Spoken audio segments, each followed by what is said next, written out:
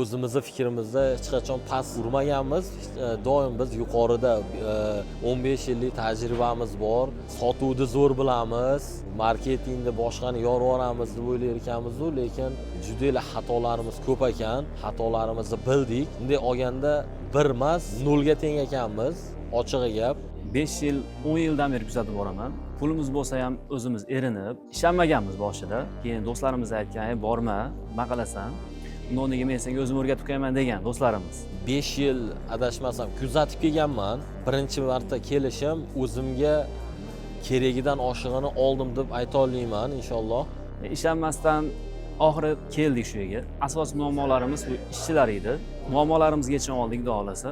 Savdoni oshirish, nasiyalarda xatolarni o'rnashdi, buxgalteriya bo'yicha, moliya bo'yicha inshaalloh o'zimizga kerakli ma'lumotlarni oldik. Shu yerda shuncha 300 ta tadbirkor o'ziga kerakli narsani olyapti.